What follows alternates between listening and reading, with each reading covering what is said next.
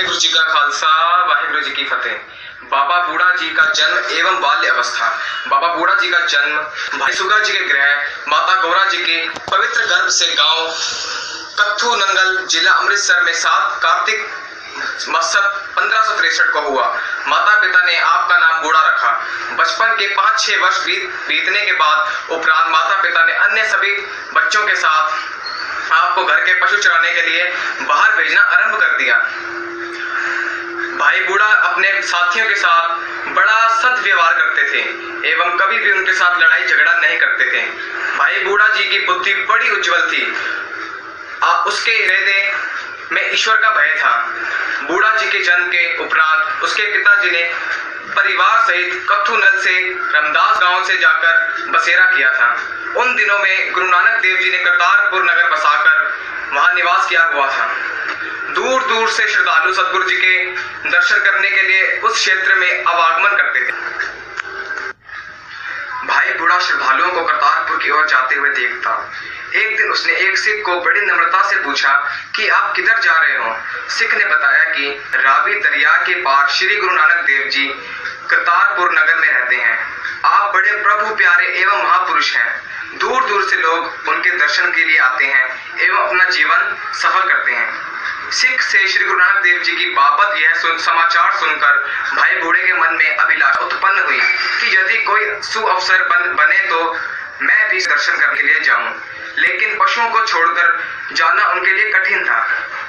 एक दिन भाई बूढ़ा हिम्मत करके पशुओं को लेकर दरिया से पार चला गया। उसके पूर्व जन्म के सुक्रमों कारण उसका मिलाप श्री गुरु नानक देव जी से हुआ। बाबा बूढ़ा जी का श्री गुरु नानक देव जी के साथ मिलाप। एक दिन श्री गुरु नानक देव जी सिखों सहित रावी से पार की संगत को दर्शन उपदेश करने के लिए गए। आप गांव रामदास के निकट एक स्थान पर एक वृक्ष के नीचे विराजमान थे। भाई बाला एवं अन्य निकटवर्ती सिख समीप बैठे हुए थे। गुरु नानक देव जी शब्द का कीर्तन बड़ी मिठासता के साथ कर रहे थे। बूढ़ा पशु चराता चराता उधर आ निकला। उसे ज्ञात हुआ कि यह दरबार श्री गुरु नानक देव जी का शोभायमान है। सदगुरु जी इस क्षेत्र की संगत का कल्याण करने हेतु आए हुए थे। बूढ़ा यह खबर सुनकर बड़ा प्रसन्न हुआ।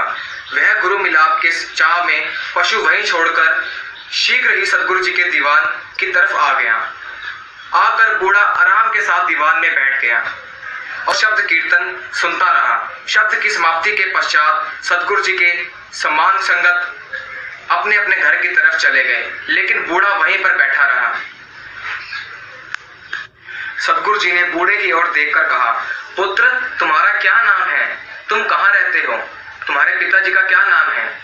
जी मेरा नाम बूढ़ा है। मैं रामदास गांव का निवासी हूँ। इधर मैं पशुओं को चराता हुआ आ गया हूँ। आपके दर्शनों की हार्दिक अभिलाषा थी, इसलिए पशुओं को छोड़कर आपके पास आ गया हूँ। मेरे पूज्य पिताजी का नाम है भाई सुगा जी। बूढ़े ने उत्तर दिया, तुम इतनी छोटी अवस्था में यहाँ क्या लेने आए हो? अभी तो तुम्हारी खेलने कूदने की उम्र है। गुरु जी ने कहा, जी मैंने आपकी महिमा कई सिखों के पास सुनी थी। मेरे मन में बहुत दिनों से चाह थी कि आपके दर्शन करने के लिए आऊं। आज आपने स्वयं कृपा की है जो अनुचर को दर्शन दिए हैं। आपके दर्शन करके मेरा मन फूलों की भांति प्रफुल्लित हो गया है। मेरे मन के तमाम भय निवृत्त हो गए हैं। अब मेरा मन आपके चरणों में रहने को लोचता है, इसलिए घर जाने को मन नहीं कर रहा। बूढ़े ने कहा, माता गंगा जी का संतान हेतु चाव। श्री गुरु अर्जन देव जी द्वारा आरंभ की हुई अमृत सरोवर तथा श्री हरमंदिर साहिब जी की सेवा अकाल पुरख की कृपा से संपूर्ण हो गई। श्री हरमंदिर साहिब जी के अंदर रबाबी गुरु जी की वाणी का कीर्तन सुबह शाम करते थे। बाबा बूढ़ा जी सारी व्यवस्था करने के प्रबंधक थे। अकबर द्वारा गुरु घर के नाम लगी जागीर का प्रबंध भी बाबा बूढ़ा जी के सुपुर्द था।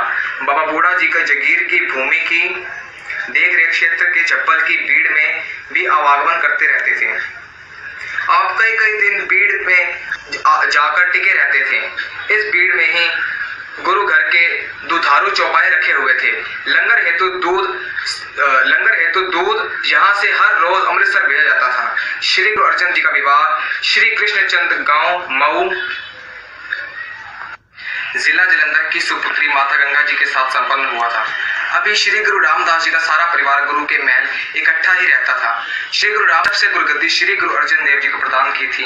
उसी दिन से सदगुरु का बड़ा भाई अत्यंत दुखी था। उसने गुरुगद्दी की प्राप्ति हेतु बड़े यत्न किए, पर यत्न में असफल रहा।